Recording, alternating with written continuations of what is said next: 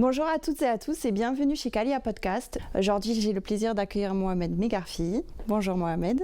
Bonjour. Nous avons déjà eu le plaisir d'accueillir Mohamed lors de notre premier épisode de podcast sur qu'est-ce que c'était la métrologie.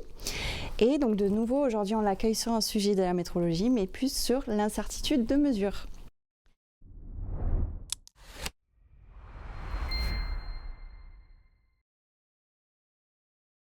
Dans un premier temps, Mohamed, peux-tu nous expliquer un petit peu ce qu'est l'incertitude de mesure ?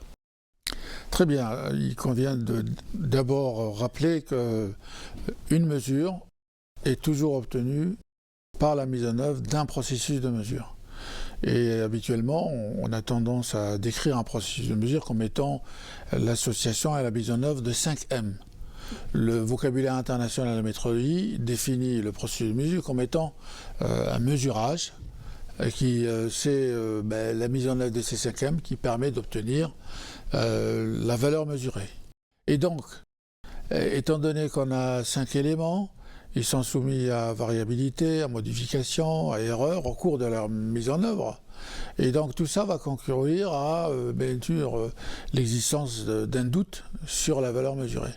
C'est l'incertitude sur la valeur mesurée qui peut être exprimée sous la forme du doute. Celui qui va l'exprimer va devoir déterminer quelle est la confiance qu'on peut donner à ce résultat de mesure. D'accord, donc tu parles des 5 M, donc milieu, mesurande, méthode, main-d'œuvre. On a le 5e qui est matière, voilà, merci. Si je prends un exemple donc sur le milieu, ça peut être donc le lieu où la mesure est prise dans une industrie, ça pourrait être par exemple l'atelier. S'il y a une variation de température dans l'atelier, ça peut donc participer au doute de la mesure, c'est ça ? Tout à fait. Alors, on parle dans ce domaine du milieu des conditions ambiantes, mais il peut y avoir d'autres paramètres qui peuvent avoir une influence sur les valeurs mesurées. D'accord. Et donc, de par leur variabilité, de par leur biais éventuel, température, si on prend la température comme condition et comme élément spécifié sur le milieu, elle va varier. Est-ce que ça peut influencer la valeur mesurée ou pas ? C'est pas toujours le cas, mais ça peut arriver. Et donc le doute sur ce paramètre-là peut avoir une incidence sur la valeur mesurée. D'accord, donc l'incertitude, c'est surtout un doute sur les mesures. Tu as peut-être un exemple dans la vie de tous les jours pour qu'on... Oui, on trouve de nombreux exemples. Si vous êtes flashé dans votre véhicule à 92 km/h, pour une vitesse limite à 90 km, est-ce que vous êtes en infraction ? Est-ce que vous devez payer une amende ? Là, cette valeur, la valeur de la vitesse de votre véhicule, a été déterminée par un processus de mesure et pas que le radar à l'intérieur de ce processus de mesure. Donc il y a tous les autres 5M qui concourent à établir la valeur de la vitesse. Et donc, on fait un calcul d'incertitude. On va déclarer la conformité du processus à la réglementation et on va valider ainsi et faire accepter surtout le processus de contrôle par les personnes, par les parties qui sont impliquées, et c'est l'acceptation de ce système de contrôle. D'accord. Donc c'est cet écart au final qu'on a donc entre, je prends l'exemple de 90 km/h et qu'on paye l'amende à partir de 95. C'est cette incertitude-là. Voilà, l'écart sera bien entendu corrigé, tenant compte des erreurs dont on est sûr. Oui. On ne corrige pas dans le flou. Oui. Et bien sûr, quand on corrige, quand on fait des relevés de la vitesse de votre véhicule, il y a toujours des incertitudes qu'on prend en compte pour déclarer la conformité du processus total. D'accord, donc tu as peut-être un exemple pour illustrer dans l'industrie du coup, comment c'est utilisé et quel exemple tu peux nous citer Oui, en industrie, on utilise souvent l'incertitude pour déclarer la conformité ou la non-conformité des produits, pour également suivre les processus qui sont intégrés à la production. Et on peut, dans un processus de production, considérer que la maîtrise de la température est primordiale. Donc si on dit on produit à une température de 500 degrés avec une incertitude de 1 degré, et bien sûr tant qu'on est à la température entre 499 et 501, ça veut dire que le produit est présumé conforme. On intègre d'autres contrôles, en particulier sur le produit fini, pour pouvoir valider définitivement la conformité de ce produit. Voilà l'utilisation de l'incertitude à l'intérieur, éventuellement, de l'erreur maximale tolérée pour maîtriser ce processus de mesure de la température. D'accord, donc l'incertitude, c'est très important de la prendre en compte parce que c'est ce qui va aider, qui va déclarer la conformité ou non des produits qu'on mesure et le produit qu'on produit à la fin de la ligne de production. Voilà, l'incertitude participe au processus de déclaration de la conformité des produits, tout à fait, en industrie. Et est-ce que tu peux nous expliquer un petit peu comment est calculée cette incertitude en général dans les industries pour justement maîtriser cet intervalle de doute? Oui, alors il y a quelques méthodes qui sont utilisées aujourd'hui par les industriels, mais pas que par les industriels, également par les laboratoires qui ont pour métier de réaliser des mesures ou des étalonnages. Une méthode générique, elle est constituée de plusieurs étapes, 4 étapes. Et on peut les décrire assez rapidement. Première étape, c'est définir correctement, rigoureusement, la grandeur que l'on veut mesurer. Alors ça paraît comme ça assez particulier de parler de définition de la grandeur, mais on veut être sûr que c'est bien la grandeur que l'on veut mesurer sur laquelle va porter le calcul d'incertitude. On va la définir. Le calcul d'incertitude étant réalisé par un groupe, et c'est ce groupe-là qui a pour tâche de définir la grandeur que l'on veut mesurer. Par la suite, on va l'écrire, on va le noter avec des mots pour être sûr. Par la suite, on va concevoir ou on va valider un processus de mesure qui permet d'obtenir ce que l'on appelle la grandeur que l'on veut mesurer, mesurante. Et ce processus de mesure, on peut d'abord le décrire de la façon suivante. Comment fait-on la mesure ? D'accord. Voilà, et ensuite, avec quel instrument, au singulier ou au pluriel, on va réaliser la mesure. Quel est leur état métrologique? Sont-ils étalonnés? Sont-ils vérifiés? Avec, bien sûr, une différence entre un étalonnage et une vérification. J'attire votre attention que c'est d'abord l'étalonnage et ensuite la vérification. La vérification, d'accord. Voilà. Et bien, une fois qu'on a construit et on est sûr que c'est bien ce processus de mesure qui répond à notre besoin, à la détermination de mesurante, eh bien, on va le mettre en œuvre concrètement. Et on va faire une analyse ensemble du déroulement de ce processus de mesure. Pourquoi on fait l'analyse? C'est pour déterminer ses variabilités, ses biais, ses erreurs, c'est toutes les grandeurs d'influence qui peuvent avoir un effet sur la valeur mesurée. D'accord. Voilà. Bien sûr, en même temps, on va profiter pour se poser la question à savoir comment on va calculer la grandeur mesurée. Voilà, c'est quelle petite équation, on parle de modèle mathématique. Bon, ça peut faire peur, mais c'est simplement une équation qui va donner la manière dont on va calculer, bien sûr, la valeur du mesurante. Et bien évidemment, cette équation, ce modèle mathématique, va intégrer tous les paramètres qui vont avoir une influence, sous la forme, par exemple, de correction. D'accord. Une fois qu'on les a trouvés par l'analyse, en bas, on va les intégrer dans ce modèle mathématique. On obtient à la fin de cette étape une équation qui intègre tous les paramètres qui vont comporter une incertitude et qui vont nous permettre de déterminer la mesurante. On passe à la deuxième étape.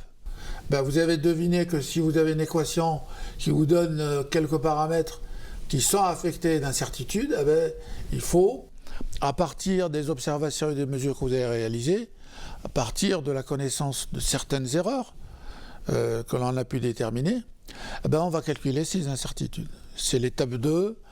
Habituellement, une incertitude élémentaire d'un des paramètres qui se trouve dans le modèle mathématique s'appelle incertitude type. C'est une incertitude élémentaire. Une fois qu'on a calculé toutes les incertitudes qui se trouvent dans le modèle mathématique, à un moment, on passe à l'étape 3. L'étape 3, c'est C'est pas l'addition, entre guillemets, parce que c'est pas tout à fait une addition, mais c'est le regroupement d'une façon particulière. C'est une somme quadratique. Pourquoi c'est une somme quadratique? Parce qu'il faut respecter quand même certaines hypothèses mathématiques qui font que on ne peut pas faire des additions. On va faire une somme quadratique qui peut très bien s'expliquer en consultant des documents qui se trouvent dans la littérature ouverte, mais des documents validés. D'accord. Voilà, une fois qu'on a une valeur qui regroupe toutes les composantes d'incertitude, cette valeur-là va être appelée incertitude type, bien sûr composée. Parce qu'elle est composée des différentes incertitudes types élémentaires. D'accord. Et après, on a la 4e étape. Alors, après, la 4e étape, c'est seulement si on doit rapporter cette valeur d'incertitude. C'est-à-dire si on doit la donner, l'envoyer à quelqu'un d'autre que soi-même. Si c'est pour une utilisation en interne, on peut se contenter d'utiliser l'incertitude type composée. Elle est vraiment complète et c'est l'incertitude sur les mesures que vous avez réalisées. Par contre, si on doit rapporter, si on doit mettre cette incertitude dans un rapport, le guide, le fameux guide d'évaluation des incertitudes de mesure, il recommande, il préconise même de l'élargir. L'élargissement dans le domaine des incertitudes, c'est l'augmentation de la confiance que l'on peut avoir sur cette valeur d'incertitude. On va fournir une incertitude élargie. D'accord. Et c'est simplement l'incertitude type composée qui est multipliée par un facteur. Le plus souvent, c'est un facteur qui est égal à 2, mais pas que. On peut le calculer tout à fait en fonction d'un certain nombre d'éléments si on peut les maîtriser. D'accord, donc là tu nous as expliqué une méthode en 4 étapes. Si un industriel calcule son incertitude, il peut rester sur les 3 premières, comme ça une gestion en interne pour maîtriser ses processus de mesure, c'est bien ça? Oui, il va arriver jusqu'à l'incertitude type composée. Et cette incertitude composée sur les mesures qu'il a réalisées, sur les valeurs mesurées, va lui permettre éventuellement de procéder à d'autres calculs utilisant ces mesures. D'accord. Et donc la 4e étape, ce serait plutôt réservé finalement à un laboratoire d'étalonnage ou quand ils veulent donner un certificat, en fait. C'est ça, si l'industriel fait un rapport qu'il doit envoyer à son client, il peut mentionner cette incertitude et il doit forcément indiquer comment il l'a élargi. Enfin, mentionner le rapport, le facteur avec lequel il a multiplié l'incertitude type composé, mais il doit donner tous les éléments qui permettent à celui qui va recevoir ces informations de les utiliser éventuellement. D'accord, ok. Tu as parlé au départ de la première étape lorsqu'il doit calculer la grandeur qu'il veut mesurer. Sur quoi se base un industriel pour définir ça? Est-ce qu'il va partir plutôt des exigences clients ou plutôt de la conception du produit? Qu'est-ce que c'est en fait qu'il doit prendre en compte pour établir cette première étape de calcul d'incertitude Oui, il va observer, il va écouter son client. Éventuellement, il y a des clients qui disent moi, je veux bien recevoir un rapport mentionnant la température, mentionnant des choses comme ça. Voilà, et il va observer ce qui est important dans la réalisation de son produit. Ça peut être une pression, ça peut être une température, ça peut être une force. Et à partir de là, si c'est vraiment critique, et si ça nécessite de vraiment maîtriser le paramètre, il va s'y intéresser et éventuellement il va même aller jusqu'à le mesurer et calculer son incertitude. D'accord. Donc c'est ce qu'on appellerait plutôt sur des caractéristiques clés du produit. Voilà, c'est ce qui est le plus important et qui permet de maîtriser sa production. D'accord. Alors, ça peut être aussi un paramètre qui permet de libérer le produit. Si je fabrique des billes de roulement de diamètre de 1 mm, je peux à la fin de ma production mesurer et vérifier que j'ai bien ce diamètre-là avec des spécifications éventuellement acceptées par le client. D'accord. D'accord, très bien, merci pour... Je libère mon produit. Oui. Mais il n'y a pas que la libération du produit. Il y a des processus de fabrication qui intègrent des mesures au début, au milieu, à la fin, à plusieurs étapes. Et là aussi, on peut aussi faire des mesures pour pouvoir donner le quitus et continuer la fabrication. D'accord, plutôt des surveillances tout au long du processus de fabrication. Tout dépend du processus qui est mis en œuvre. D'accord, donc on voit que quand même l'incertitude, ça peut être utilisé pour plusieurs étapes tout au long au final d'un processus de fabrication de produits. Dans certains processus de fabrication, les processus de mesure sont une partie intégrante et donnent une information primordiale pour la réalisation des produits. Oui. Là, on a parlé des incertitudes dans l'industrie, ce que ça peut impacter, ça permet de déclarer aussi la conformité d'un produit et maîtriser son processus de fabrication. Quels sont vraiment les points qu'il faut retenir par rapport à nos échanges aujourd'hui, selon toi ? L'incertitude, c'est un paramètre qui peut être important à calculer parce que ça permet de déclarer la conformité. C'est un élément qui fait partie du processus de déclaration de la conformité. C'est aussi un processus qui permet, un élément qui permet de valider les processus de mesure qui sont au sein de la production et vérifier ne serait-ce s'ils ont la capacité requise et s'ils sont donc aptes à réaliser les mesures que l'on veut effectuer. Effectivement, ça permet l'incertitude, ça permet de réaliser des comparaisons entre les mesures, de prendre des décisions. Lors d'une fabrication, si on a un paramètre qui n'est pas conforme, on peut décider d'arrêter la production parce qu'on va produire des éléments qui ne sont pas conformes. D'accord, oui. Au lieu de dépenser de l'argent pour... Et donc ça participe entièrement entièrement à la production manufacturière. Oui, tout à fait. Ok, je n'ai pas plus de questions en tout cas sur ce sujet aujourd'hui. Après, s'il y avait autre chose peut-être que tu voulais ajouter ou... Oui, si on doit être amené à faire des calculs d'incertitude, il faut procéder par étapes. C'est un processus en soi-même qui est relativement lent, mais l'apprentissage même du calcul d'incertitude, il ne faut pas être pressé, il faut prendre le temps d'apprendre, de lire les documents essentiels, éventuellement de faire des formations et procéder à son rythme. Et arriver à un calcul d'incertitude. On parle de calcul d'incertitude tout à fait honnête, même si on oublie certaines composantes d'incertitude.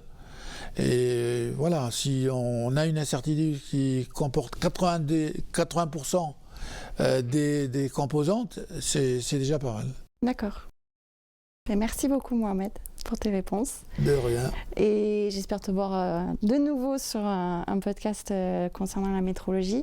En attendant, n'hésitez pas à nous suivre sur notre chaîne YouTube Calia Podcast et nous publions régulièrement. N'hésitez pas à liker, à partager et nous aurons le plaisir de vous voir sur un prochain épisode. Merci beaucoup.